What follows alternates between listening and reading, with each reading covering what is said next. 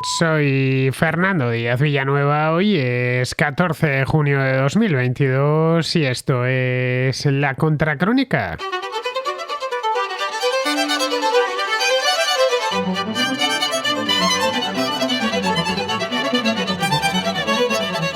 Este domingo una cadena humana rodeó el edificio de la Comisión Europea en Bruselas.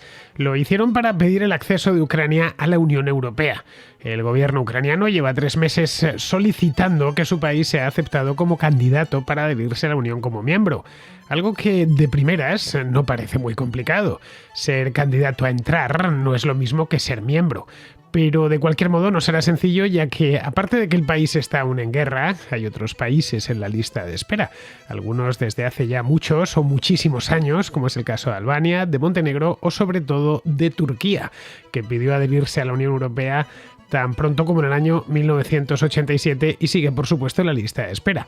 Aunque ya tenían los ucranianos con la Unión Europea un acuerdo de asociación, lo tienen desde hace relativamente poco tiempo, desde 2017, Ucrania no había pedido hasta ahora, hasta finales de febrero, entrar en la Unión Europea. La solicitud formal se hizo el día 28 de febrero, es decir, 4 días después de que las tropas rusas invadiesen el país. La pelota quedaba entonces en el tejado de la Comisión, que tendrá que decidir ahora si acepta a Ucrania como candidato o rechaza la candidatura. Eso significará, si lo acepta, que comiencen oficialmente las negociaciones, algo que se puede dilatar muchísimos años. La dificultad añadida ahora es que no solo Ucrania lo ha pedido formalmente en los últimos meses. El día 3 de marzo, cuando habían pasado unos pocos días desde la invasión, hicieron lo propio Moldavia y Georgia. Las ampliaciones de la Unión Europea siempre y en toda circunstancia son difíciles. Están erizadas de dificultades a la vista de las sucesivas que se han ido produciendo a lo largo de las últimas décadas. Más aún con países poco desarrollados y que se encuentran en la misma frontera rusa. En el caso de Ucrania, la dificultad es aún mayor porque el país se encuentra sumido en una guerra. En circunstancias normales jamás se consideraría una solicitud como la ucraniana, pero las cosas están como están y todo es posible. Se podría, eso sí, desvestir un santo para vestir otro. Hay algunos países en los Balcanes que llevan años esperando y negociando. Montenegro, por ejemplo, lleva desde 2012, 10 años ya, negociando el acceso. Y Turquía, que lo pidió en 1987 hasta 1999, no lo consideraron como candidato y empezó a negociar en 2005, aunque en este último caso la negociación está completamente congelada desde hace ya 4 años. En el caso de Macedonia del Norte, que adquirió el estatus de candidato oficial en 2005, las negociaciones ni siquiera han dado comienzo. Para muchos Estados miembros, los Balcanes deben conservar la prioridad para que no parezca que hay candidatos de primera y de segunda clase y que se está dando un trato preferente a Ucrania, y eso podría ocasionar que en última instancia estos países busquen cobijo en Rusia. En el corto plazo es muy improbable que Ucrania ingrese en la Unión Europea, pero se aprecia un cambio de actitud en Bruselas respecto a la ampliación hacia el este. Se han dado cuenta de que mantener en suspenso a los países que quieren convertirse en miembros es muy frustrante y consigue justo lo contrario de lo que se busca.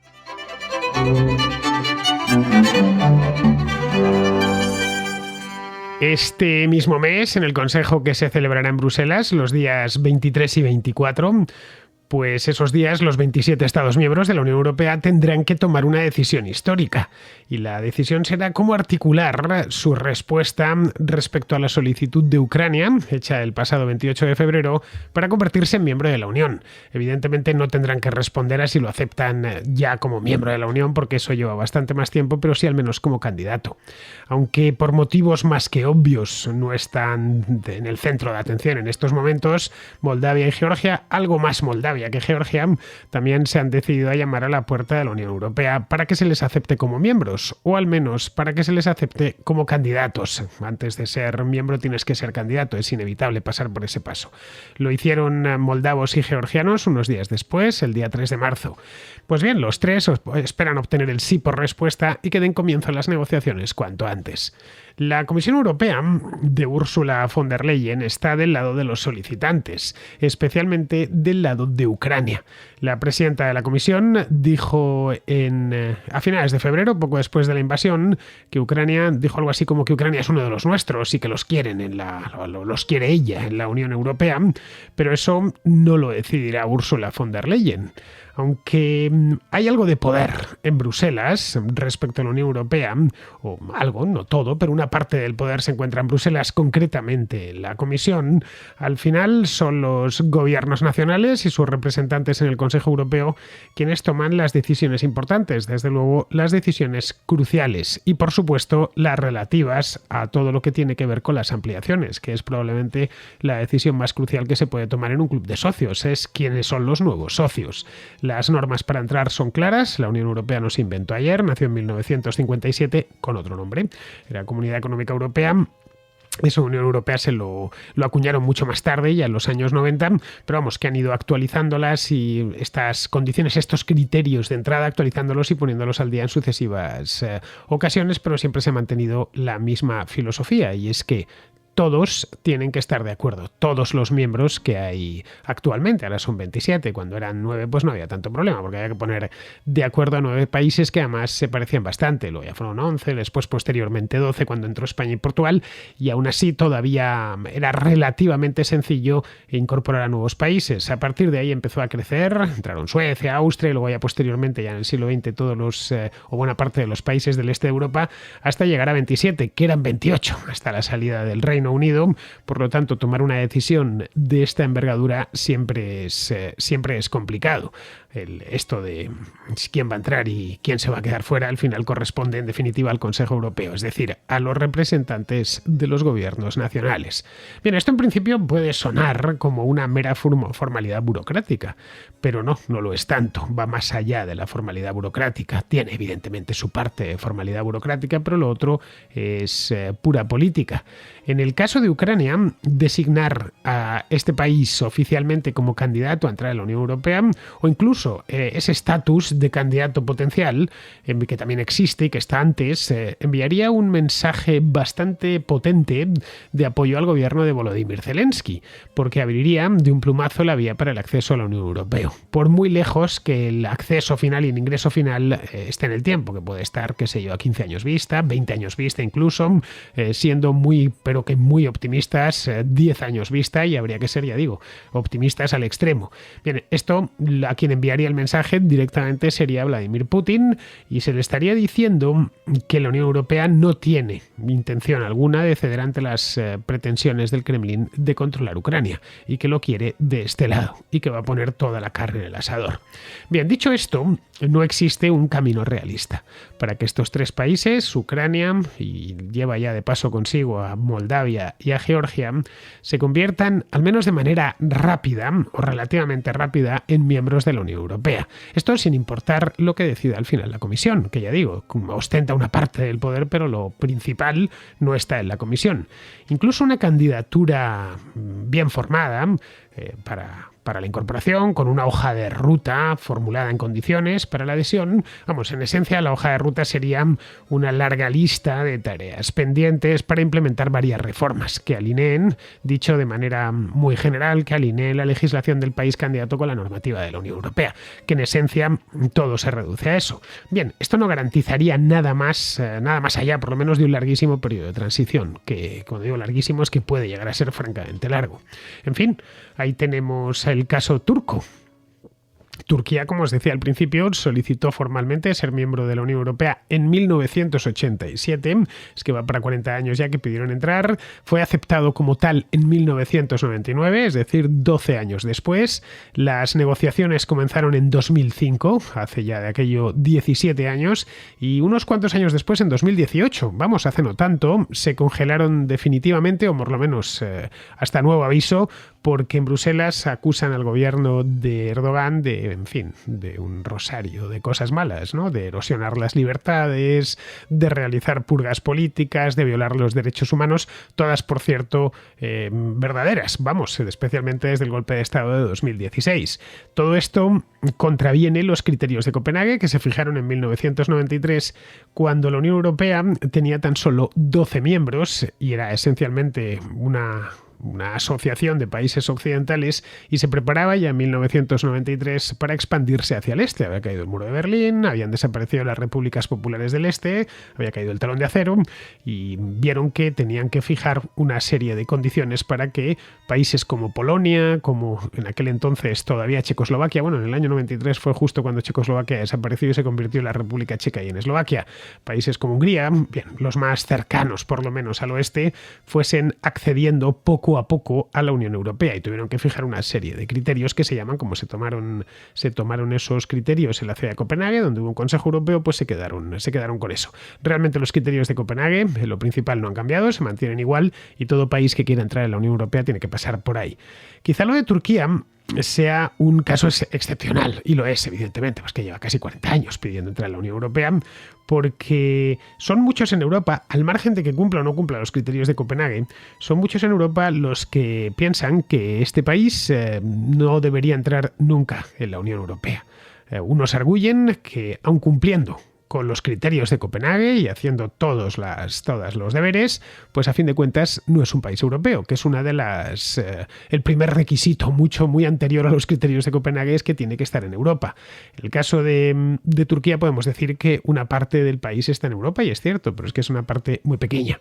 Poco más del 3% de la superficie de Turquía se encuentra en el continente europeo, aunque también es cierto que no se corresponde con la población. La Tracia Oriental, que es esa parte de Turquía que está en la Turquía europea, que está en Europa, pues debe de tener tranquilamente más del 15% de la población, entre otras cosas porque la ciudad más poblada del país, que es Estambul, o buena parte de Estambul, están en el lado europeo. Pero vamos, que muchos dicen que con un 3% de superficie en Europa, pues no se debe estar en la Unión Europea. Otros creen que no sería buena idea incorporar un país que tiene ya 85 millones de habitantes, de mayoría musulmana, que además llevaría las fronteras exteriores de la Unión Europea hasta Irán. Bueno, Irán e Irak se las llevaría lejísimos. Fronteras ya de por sí muy inestables y que tendrían que vigilarse y que custodiarse.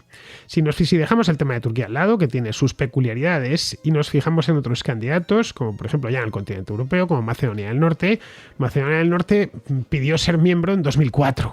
Adquirió la condición de candidato al año siguiente y ahí quedó la cosa.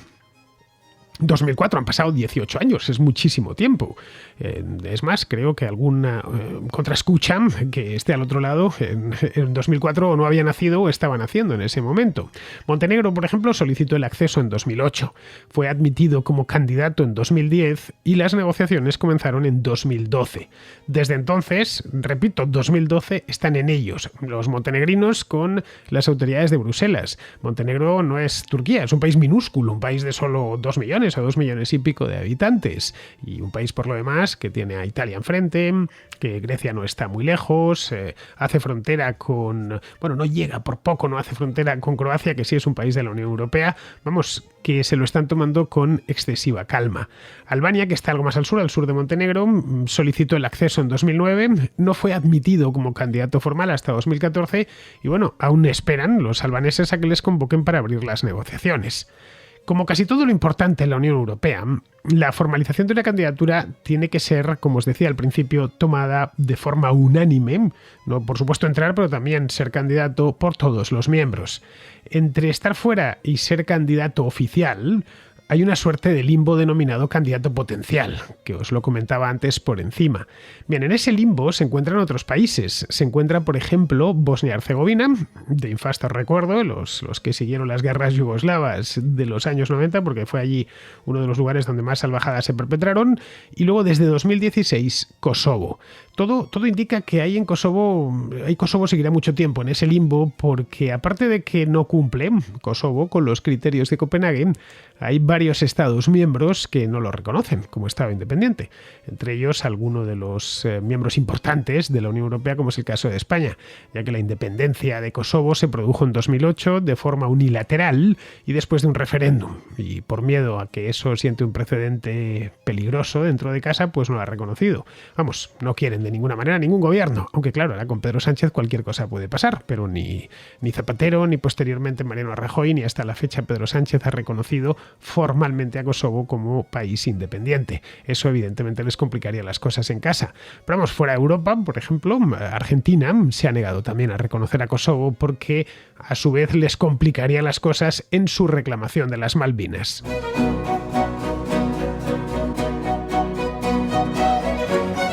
Volviendo con el tema este de Ucrania y la Unión Europea, tomar una decisión al respecto en el próximo Consejo Europeo, que no lo sabemos, se espera, pero se espera y ya está. No sabemos si al final se pondrán de acuerdo los 27, no está ni muchísimo menos claro. Lo más probable es que Ucrania, y quien dice Ucrania dice Moldavia y dice Georgia, se quede en ese limbo de los candidatos potenciales, es decir, que no pase a ser candidato formal.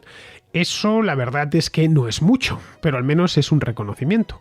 Un reconocimiento que abriría la puerta a negociaciones en un futuro no muy lejano, o previsiblemente no muy lejano. Pero como estas cosas van tan lentas, a lo mejor las negociaciones empiezan en 2045. ¿Quién sabe? También es un paso adelante respecto a su condición actual de simple asociado a la Unión Europea.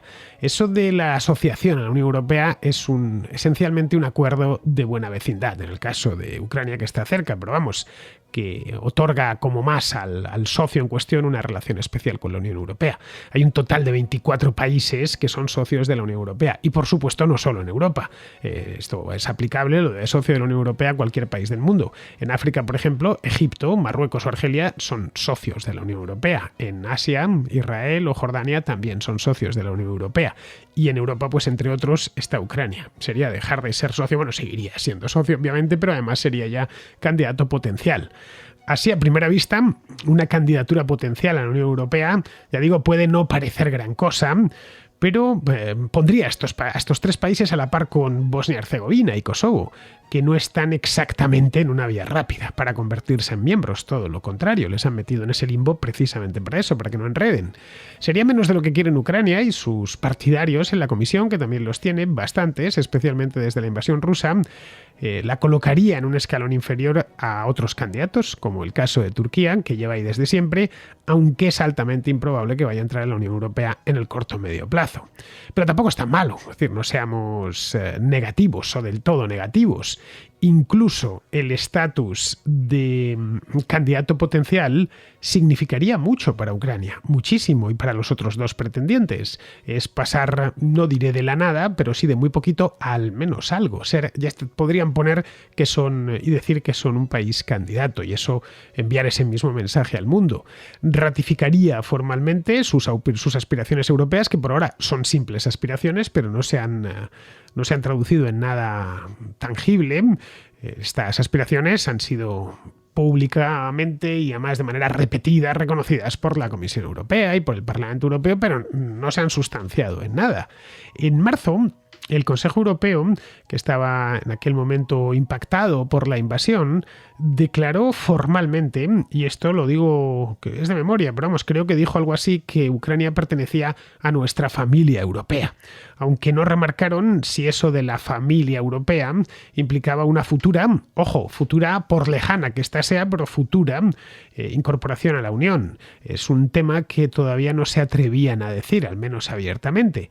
El cambio de Ucrania, de Georgia y de Moldavia, de meros países asociados, pues ya digo, es un estatus reservado para los socios de la Unión Europea en todo el mundo. Puede serlo cualquier país del mundo que llegue a ese acuerdo. Pues pasar de ahí a ser posibles estados candidatos, aunque sean potenciales, y ya entran en una serie de mecanismos formales de alineación con todo el bloque, eso no solo tiene un significado simbólico, que por supuesto, y en periodo de guerra la parte simbólica tiene mucha importancia, sino también geopolítico. Grandísimo. Sería ya meterle, aunque sea solo como candidato, en un área de manera clara. Aparte de eso, tiene además trascendencia jurídica, tiene trascendencia económica, psicológica, por supuesto, muy importante, especialmente para los ucranianos. Les daría a estos tres aspirantes una dirección clara para las reformas internas que tienen que ir haciendo y les alinearía en una dirección muy concreta. Es decir, habéis dado este paso vosotros por voluntad propia y tenéis que ir en esta dirección. El estatus de los tres países como candidatos potenciales cambiaría, de hecho, la geopolítica de Europa del Este. Esa zona gris de la que se habla muy a menudo entre Occidente y Rusia, ¿no? Que tiene sus satélites, que si Bielorrusia, que si Armenia, que si la propia Ucrania hasta hace no tanto tiempo, que si Georgia, esa zona gris que no está con un pie en un sitio y otro pie en el otro. Bueno, en el caso de Bielorrusia tiene los dos pies puestos en Rusia. Bueno, pues esa zona se convertiría en una zona un poquito menos gris.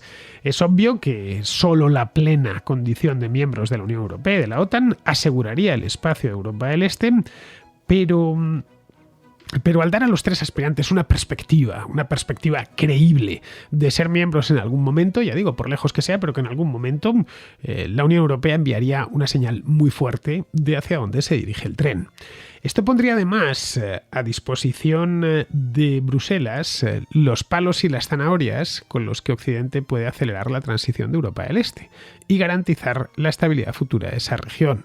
Ser miembro está condicionado al pleno cumplimiento de la normativa de la Unión Europea, incluyendo, por supuesto, toda la regulación comunitaria, la legislación comunitaria, todo lo relativo al comercio de bienes y servicios, la transparencia, la gobernanza, etc. Son un montón de cosas, de ahí que algunas difíciles de cumplir para cuando un país quiere entrar, de ahí que se demoren tanto, bueno, eso y que son unos lentos, pero de ahí que se demoren tanto los nuevos accesos.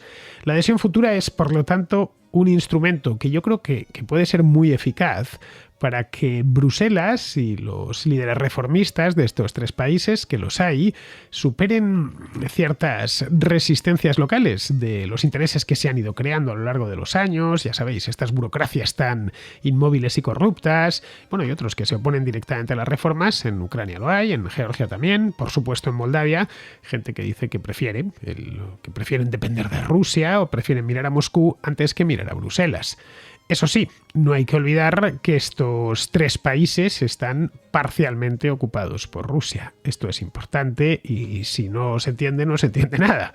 Hay una guerra en Ucrania que todos conocemos y luego hay conflictos congelados, pero ahí están los conflictos en Osetia del Sur, que está en Georgia y que dio lugar a una guerra muy breve en el año 2008, y ese país tan extraño que se llama Transnistria, que está en Moldavia, entre Moldavia y Ucrania. Ahí en estos dos sitios, en Osetia y en Transnistria, Moscú colocó dos estados títeres que no reconoce nadie, pero ahí están y son independientes de facto.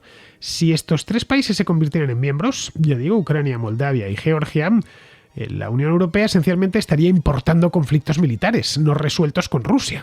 De hecho, la Constitución de facto de la Unión Europea, que es el Tratado de Lisboa de 2007, incluye, y esto suele ser desconocido, pero el Tratado de Lisboa incluye una cláusula de defensa mutua que obliga a otros miembros a ayudar y a asistir con todos los medios a su alcance a uno de los miembros que invoque su ayuda. Eso, por ejemplo, se pasó por alto cuando Chipre, cuya mitad norte está ocupada por Turquía desde los años 70, ingresó en la Unión Europea en el año 2004, fue cuando entró Chipre. Han pasado ya desde entonces 18 años y en Chipre el gobierno chipriota nunca ha invocado la cláusula de defensa del Tratado de Lisboa. Bien, no lo ha hecho pues porque no ha tenido necesidad de hacerlo y porque el statu quo en la isla de Chipre pues se ha quedado ya también completamente congelado. En fin, lo que funcionó para Chipre podría también funcionar para Ucrania, para Moldavia y para Georgia, aunque la naturaleza del conflicto en Chipre es muy distinta a la naturaleza que puede haber del conflicto en Ucrania, como podemos ver. Comparar ambas es un tanto arriesgado.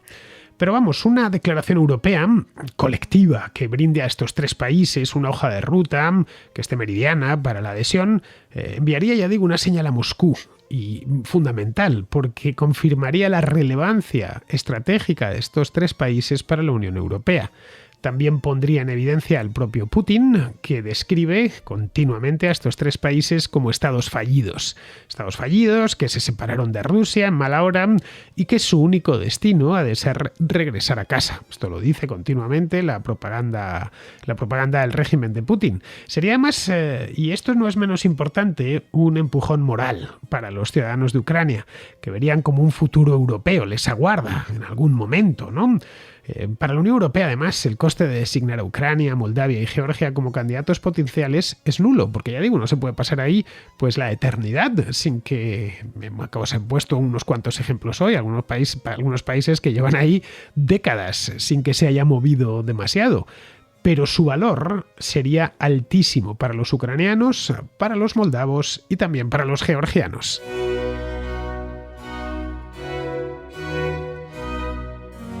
Vamos con la contrarréplica. Empezamos con Eduardo, que es de La Rioja y que pregunta por la posibilidad de una posible bancarrota por parte del Estado español. Y quería darte la enhorabuena por tu estupendo programa, que sigo de manera fiel. Y en segundo lugar quería comentarte un tema. A raíz del podcast que pusiste sobre la nueva recesión, pues se me ocurre comentarte la siguiente cuestión. Algunas personas de los medios especializados empiezan a hablar ya de un futuro default, de una suspensión de pagos, una quiebra en España. Porque parece ser que el BCE va a dejar de comprar deuda española, entonces va a haber que salir a los mercados y los mercados pues no parece que vayan a estar muy dispuestos a comprar deuda de un país que está gastando bastante más de lo que ingresa de manera sistemática. Y si a todo eso unimos pues inflaciones y todo el panorama económico que parece que se dibuja a corto plazo, pues me gustaría saber cuál es tu opinión sobre si España efectivamente puede entrar en una suspensión de pagos y una quiebra, o te parece algo una previsión demasiado agorera, o cuál es tu opinión al respecto. Y me gustaría saber qué crees que hará la Unión Europea ante una situación como esta, porque siempre se ha hablado de que España es un país demasiado grande para ser rescatado. Entonces, pues no sé cuál sería la situación y cuáles serían las medidas que habría que tomar en caso de que sucediera algo así. Si habría despidos a nivel de funcionarios, si habría que congelar pensiones, cómo se podría contener el gasto, porque supongo que si la Unión Europea al final puede ayudar, pondrá unas condiciones bastante leoninas. No creo que permita que sigamos maquillando cuentas y enviándoles previsiones de ingresos totalmente infladas. Pues nada, aprovechar para saludarte y agradecerte tu estupendo trabajo. En cierta medida, Eduardo, estamos recorriendo el mismo camino, un camino muy parecido al de hace 10 años. El Estado gasta como un niño tonto pensando que siempre habrá dinero, que si no le llega con la recaudación, y te digo ya, no le llegan, pues recurrirá a deuda que ya recurre a ella comprada por el Banco Central Europeo, que crea dinero para comprar bonos de esta gente. Las compras de deuda por parte del Banco Central Europeo son habituales desde hace ya más de 10 años, bueno, desde que se inventaron eso de las flexibilizaciones cuantitativas. Pero eso mismo es lo que va a acabar este mismo año. Lo comentaba el otro día Christine Lagarde. Acabará en julio, en agosto, en septiembre. No lo sabemos aún hasta que no lo hagan, porque vamos, no lo han hecho y hasta que no decidan que ya dejan de comprar deuda no será oficial. Pero sí sabemos que será los próximos meses. Esto pondrá al Estado ante una disyuntiva. Puede reducir el gasto, cosa poco probable, o lanzarse al mercado de deuda normal. En ese momento la prima de riesgo se disparará. De hecho ya está empezando a subir, andaba hoy a 130 puntos. Y esto, claro, pondrá en apuros al gobierno, como ya sucedió hace más de 10 años. Recurrirán entonces a Bruselas pidiendo ayuda para sufragar el gasto corriente, es decir, el mantenimiento de las nóminas de empleados públicos, las pensiones y las prestaciones de desempleo, estas cosas que el Estado tiene que pagar todos los meses, ¿no? Estas promesas de pago que ha hecho. Y allí seguramente les digan que tienen que hacer una serie de reformas para conseguir esa ayuda in extremis. En ese momento, pues muchos dirán que los alemanes son muy malos y que no hay derecho y que hay que rebelarse, que la troika, bueno, lo mismo que tuvimos hace 10 años, más o menos. Esas reformas seguramente vayan, por un lado, por la vía de subir los impuestos más, así que ni lo dirán tranquilamente, saquen ustedes más a sus ciudadanos, y luego, por otro lado, de reducir gasto. Toda esta película la hemos visto antes. No hay nada nuevo en ella, absolutamente nada nuevo en ella. El gasto se reducirá porque no les quedará otro remedio, primero atacando a los pensionistas, pero no demasiado porque son muchos, y luego a los empleados públicos, a quienes probablemente le congelen el sueldo, como ya ha sucedido en el pasado. Luego, respecto a los impuestos, pues podemos ir preparándonos porque van a meter tasas por todo, por cualquier cosa. Ayer hablaba en La Contra en directo de la tasa Amazon que va a gravar el comercio electrónico. ¿Por qué? Pues porque sí. porque les apetece, con la peregrina justificación de que los repartidores, no de Amazon, sino de todas las tiendas, pues ocupan espacio público. No han llamado tasa a Amazon, pero vamos, que no afecta solo a Amazon, afectará a cualquier tienda de comercio electrónico, desde la propia Amazon, que podrá evidentemente por su tamaño y su envergadura empresarial resistir el envite, pues hasta una pequeña tienda en internet que vende accesorios de moda y que pertenece a una familia, nada más, eso es también, y que todo lo envía a través de mensajero, ¿no? Bien, te he puesto el caso de la tasa Amazon porque es una historia de ayer, pero empezarán por ahí, subirán todos los impuestos que puedan, quién sabe si el IVA al 25%. La cuestión es que lo último que harán será quitarse de ellos, es decir, de politiqueo. Esto va a ser la última parte, cuando ya no les llega más. Mira lo que pasó en Grecia, acuérdate. Hasta el año 2016 no se terminó de resolver. ¿Por qué les cuesta? Porque cuando has dado de comer a un monstruo como el Estado y lo has hecho crecer, crecer y crecer, luego al final pues ir disminuyéndole las raciones cuesta muchísimo. Lo que ya no tengo claro es si el gobierno que venga después del de Pedro Sánchez estará dispuesto a hacer esas reformas, porque entonces estará la izquierda en la oposición y habrá que prepararse además para huelgas generales, manifestaciones de todo tipo, en fin, que eso, mal que bien, va modificando el modo en el que va operando un gobierno. Vamos, la cosa yo creo que irá por ahí. No porque conozca el futuro, que no lo conozco, pero sí conozco el pasado. Y los elementos están situados no de manera igual, pero sí de manera muy similar a como estaban allá por el año 2008. Hay algunas diferencias, pero estas diferencias, ojo, y esto es importante, son a peor con respecto a 2008. Bien, vamos ahora con Martin Melnik, el contraescucha ucraniano de la Contra, que lleva con nosotros muchísimos años desde el principio, que nos ha dejado un mensaje, una nota de voz larga pero sustanciosa sobre la guerra en Ucrania, los 100 primeros días de guerra en Ucrania. Te quería dar las gracias por el audio que enviaste, bueno, por el podcast que hiciste el 9 de junio sobre la guerra en Ucrania, y tienes razón, llevan más de 100 días a día de hoy. Y además, aparte de eso, tenemos que tener en cuenta, bueno, ya después de hablar con mi madre ya hemos pasado la previsión de que pudiese durar 3 meses y 13 días como duró la guerra de invierno entre Finlandia y la Unión Soviética. Y ahora pues tendríamos que movernos en otros escenarios y no sé la verdad cuáles. La guerra entre Polonia y la Unión Soviética entre 1919 y 1921, no lo sé. En ese sentido parece que tienes razón, en el sentido de que la guerra parece haberse estancado, básicamente. O por ahora no lo sabemos, porque por los combates en Severodonetsk parece que todavía hay algún tipo de movimiento. Luego después por Zaporilla hay alguna escaramuza que otra, y parece que los ucranianos avanzan poco a poco, bueno, avances y retrocesos en la región de Gerson como tal. Por otro lado, bueno, hemos visto, por ejemplo, el caso del expresidente Medvedev, pues bueno, insultando a los ucranianos, diciendo que él los odia directamente. Así que, bueno, el odio es mutuo como tal, por cierto, no sé qué esperaba. De todas formas, te preguntas por qué no lo llaman guerra y por qué lo llaman operación militar especial. Creo que es porque en la propia constitución rusa, o de la Constitución de la Federación Rusa, especifican que Rusia no puede declarar ninguna guerra y que Rusia es un estado pacífico y no agresor. Por eso utilizan lo de la apostilla de la operación militar especial, para no decir una guerra. Aunque luego también podríamos utilizar el argumento de Fonseca de no puedes decir que es una guerra si no has declarado que es una guerra. Luego después, por otro lado, creo que ellos, bueno, aparte de eso, no solo utilizan carne de cañón de gente de la LNR y la DNR, de las repúblicas del Donetsk y Lugansk, sino que también utilizan normalmente soldados rusos de regiones bastante remotas, como es el caso de Buriatia, Dagestán, etcétera. No sea que afecte a un ruso, qué sé yo, de Rostov, de Moscú, de San Petersburgo, que si no, claro, es que ya empieza a hacer efecto psicológico.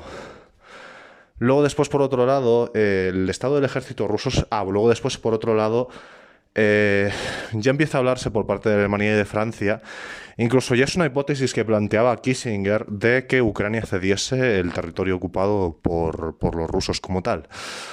A lo cual la solución es un parche temporal si te lo aplicas, porque los rusos no se van a detener exclusivamente en esas dos zonas, en las zonas ocupadas actualmente. Su objetivo es aniquilar a los ucranianos, no hay otra opción. Y aparte de esto, Ucrania, si aceptase esas condiciones, tenemos que tener en cuenta que económicamente está destrozada, ha perdido entre un 45 y un 50% del Producto Interior Bruto, o al menos eso es lo que ha dicho Serhiy Marchenko, el ministro de Finanzas. Luego, después, por otro lado, demográficamente Ucrania quedaría totalmente devastada, no solo por los refugiados, sino por los muertos en la guerra. Y básicamente, política y socialmente, no sabríamos qué consecuencias podría tener eso. No lo sabemos. Así que yo lo siento, pero si fuera yo me negaría, yo no me negaría a eso. Es decir, sería una especie de humillación, no lo sé. Luego después, por otro lado,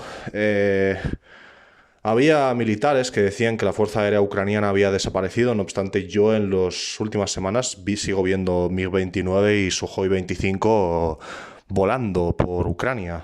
Es decir, que todavía no ha desaparecido. La Fuerza Aérea Ucraniana es como el fantasma de Kiev.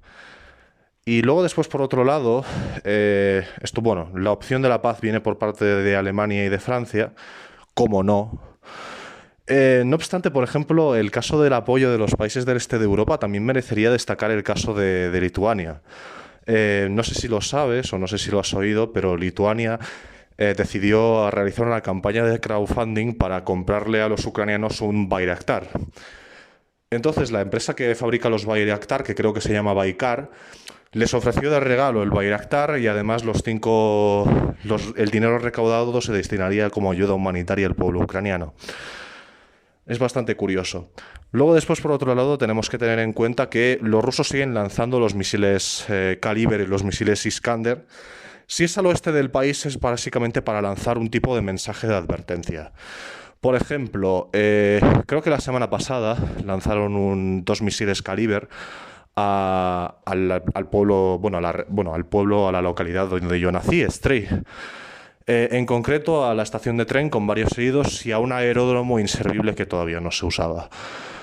Que no se usaba como tal porque estaba bastante destrozado. En ese sentido, fundamentalmente los misiles Iskander y ese tipo de misiles Kaliber, fundamentalmente si se mandan a esas regiones es para mandar un mensaje como tal, o por lo menos eso es lo que creo yo. Y luego después, por otro lado, tenemos la cuestión de que fundamentalmente intentan bombardear también silos de grano, graneros, también extraer el grano, lo que pueden, o los tractores. Porque sí, no por otra cosa.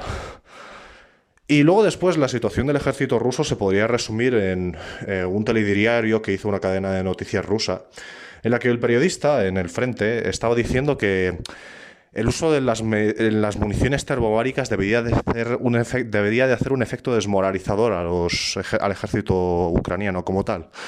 50 segundos después en ese vídeo se bombardea el lanzamisiles el arma que utiliza la munición termobárica. 130 segundos después, el periodista tiene que salir corriendo debido a que la zona no es segura como tal.